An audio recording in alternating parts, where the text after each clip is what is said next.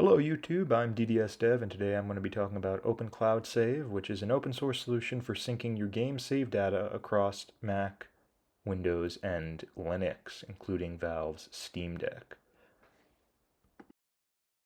For this video, I will show you how to install OpenCloudSave on Valve's Steam Deck. So in desktop mode, we will navigate to the OpenCloudSave repository. I'll have a link in the description below. We'll navigate to the latest release. We'll scroll down to the install.desktop file. I'm going to click on that to download. From there, we'll click Show in Folder, which should bring you to Downloads folders, and then we're going to execute that. From there, it will download the file. It'll show you a warning just to make sure you understand that this is beta software. And then from there, it will download the Flatpak and add a desktop file to your desktop. So we can launch that there, and this will open up OpenCloudSave.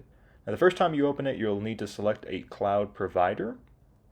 At this point, you probably also want to add it to Steam so that you can launch it in game mode. Now here you can see my saves for some games. OpenCloudSave ships with the save game locations of a lot of common games, and you can also add custom ones. So you can see here it lists all my saves for Cyberpunk 2077. I can also change my cloud. This will also be the screen when you first launch the app. We support OneDrive, Dropbox, Google Cloud, Box, Nextcloud, and your own custom FTP server. Right now we are using Dropbox. And once we have our cloud provider set up, we'll be able to sync our game save data. So we'll select the game we want to sync, and then we will go and click on the sync button. Now by default, OpenCloudSave will perform a dry run prior to every sync, which will simulate the sync and tell you which files are going to change. If you'd like, you can disable this in the setting, but it will allow you to have safety over what files will actually change on the cloud. So here you can see we've simulated the summary. That all looks good to us. And then we'll hit OK again to actually sync the data to the cloud, and we'll get a final report.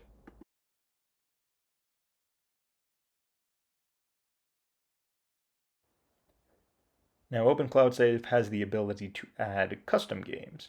So if you hit the Add Game button, you can enter in the name of your game. This can be anything you want it to be. And then you can select the path for specific games for our 3 platforms. So right now we're on Linux. If you hit the Select button, you'll get a file picker to which we can navigate to different locations. Now you may need to right-click and show hidden files.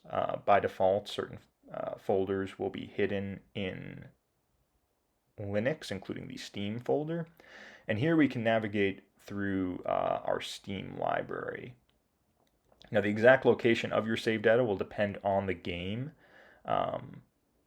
So you can use resources like PC Gaming Wiki or a few different other sites in order to determine where your save data lives.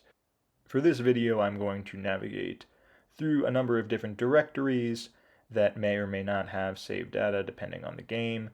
We could see in Steam Apps Common there will be some game-related files, but usually games do not have saved data in this directory.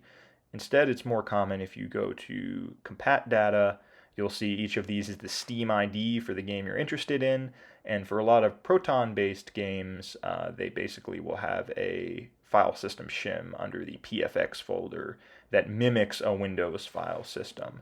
And so we could see commonly, if we go to users, our user will always be Steam user in that context, and then we can go to places that games commonly store their save data. Now these selections are going to be synced to the cloud, and so when you select a file path, we are going to actually sync that for you to the cloud so that it will be the same across all your devices. So here we've picked an arbitrary path. You also can include different files in the include block using command line inclusion patterns.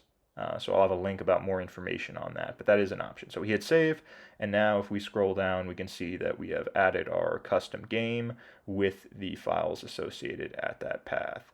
And at this point, we could sync the game. Now, if we wanted to sync across computers, we could hit edit and then enter in the path for our Windows file path.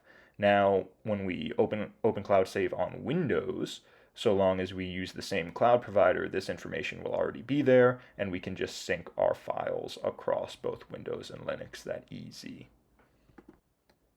Now, if you don't actually want to save the changes when you're in edit mode, you can always hit cancel, and that will not actually commit any of the changes that you are making in this window.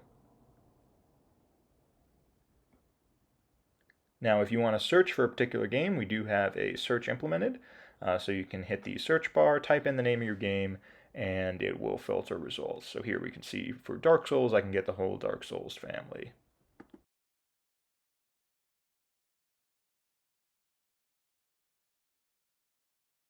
We also have a settings menu where you can enable and disable settings for the app. So if you navigate to the settings tab right here, you can see a few different options. One of them is an option to toggle whether or not you perform a dry run, and the other option is to toggle if you want to perform a bidirectional sync instead of a standard sync. So for a standard sync, the big difference is that a standard sync will only delete a file if it's not present on the local machine, meaning that if I were to delete a file locally and then perform a sync, then that file will get deleted on the cloud. The other issue with bidirectional sync is that there can be situations where you have file conflicts. You've probably seen these in using Steam's cloud solution, that sometimes there'll be file conflicts and you have to pick a file. And so due to this complexity, our default is to use a standard sync. Now, one question I've received is, do I have to turn off Steam Cloud Saves when I use this app? Like I said, this app is in beta. However, I have Steam Cloud Save enabled for all of my games, and I have not run into any issues personally while using this.